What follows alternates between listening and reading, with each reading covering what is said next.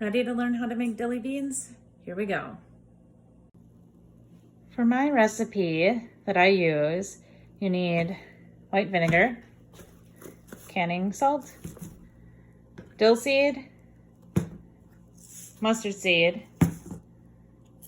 red pepper flakes, garlic cloves, and of course, green beans. Here's a tip for buying the dill and mustard seed. My first year I bought containers this big, the McCormick brand, and it goes a long way, but these are less than the price of these. So these were, I found at Piggly Wiggly. So if you can find bulk, it's so much cheaper than McCormick. And of course, what else you need is a canning pot. I already have water getting warm in there. A basket is helpful to keep the jars off the bottom. A tongs for lifting the jars, lid, and then other various pots. I use these to sterilize and warm up the lid and rings, and another big pot for making your brine. Lots of jars. I never quite know how many I'm gonna fill. The recipe I use says that 4 pounds of green beans will fill 10 jars, but I've never measured. Rings. And you need some new fresh lids. You can't, for these flat bits for sealing the can. Sometimes you can buy them with the rings, sometimes you can just buy the lids if you already have the rings. The first thing you're going to want to do is to wash your jars and rings and lids. And then I like to take extra precaution just because I know mine sit on the shelf for a while, and then I sterilize everything in boiling water. So I have this pot going for the jars, and I'll have this pot for the rings and the lids going with boiling water. And I'll just boil them for about 5 minutes. While I'm waiting for all of that, I'm washing my green beans, and then I'm gonna trim them to fit the jar. So normally I just take 1 bean, trim it to the size I want, and I use that as my measuring bean. If you have a really long bean, instead of wasting the end, I'll just cut it in half, and I'll have 2 halves. I cut off the stem, and I know some people might pickle the stems, and that's okay too, but just for aesthetics and texture, I trim that. I don't worry about trimming the other end. Just make sure it fits, and you trimmed off any parts that don't fit or you don't want. I usually trim it so that they're still below the neck of the jar. So now time to make your brine. My recipe calls for 5 cups water, 5 cups white vinegar, and a 1/2 cup of canning salt for 10 jars.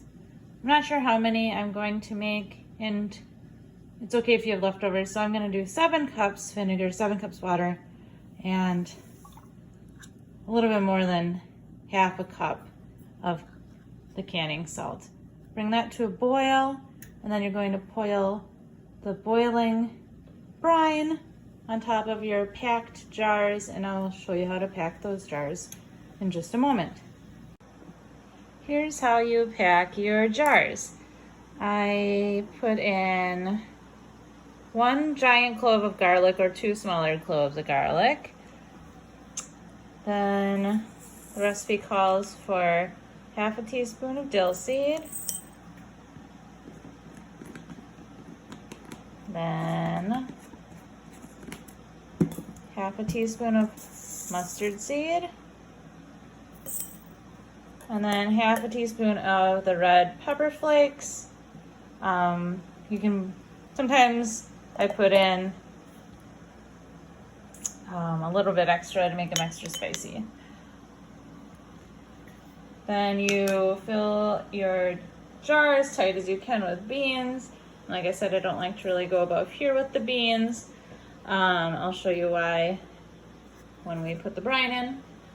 Sometimes it helps when you pack to tilt the jar to the side so that the beans are laying down just as tight as you can. Ladle your boiling brine into your jar till it gets about 1/2 inch of space. Then you want to tap out the bubbles. And then sometimes you have to add more brine depending on how much air was trapped in there. Finally, wipe off the rim to get rid of any extra salt. I just use a wet paper towel. They say that this helps it seal better, and so far I've had success with everything sealing. So I just do it as a precaution. One thing that people also mention is try to use as fresh of green beans as you can. So either grow your own or get them from a farmer's garden instead of getting them at the grocery store. And then you're gonna put, the lids should have been in simmering water. It melts the wax on there to help it seal. Just gotta grab a fork to dig it out. So then set the lid on nice and straight. Grab one of your rings, twist it on tightly. And then once it's on nice and tight, you're gonna take your tongs and put it in your boiling water. The jars should all be completely covered once they're all in there. And then you're gonna boil it in there for 10 minutes. I should mention that you should start the 10-minute timer once it gets back up to a boil again. After the 10 minutes, take the jars out and set them on a kitchen towel to cool. You will begin hearing popping noises as they seal themselves. You should let the jars sit for 12 to 24 hours because sometimes they seal and unseal themselves. Try not to move the jars or disturb the jars during that time. And then afterwards, you can remove the rings and check to see if they're sealed, or check to see if the button's down, because then you'll know it's sealed. If you have any that aren't sealed, they'll have to go in the refrigerator and be eaten up. Otherwise, put them in a dark place and they should be good for quite a while. With this recipe, sometimes the brine is a little salty and the beans look wrinkled, but I don't see any that look like that. But if you do have any like that, they'll unwrinkle themselves after a while. I usually like to let mine sit at least 4 weeks before I open them, so they have enough flavor.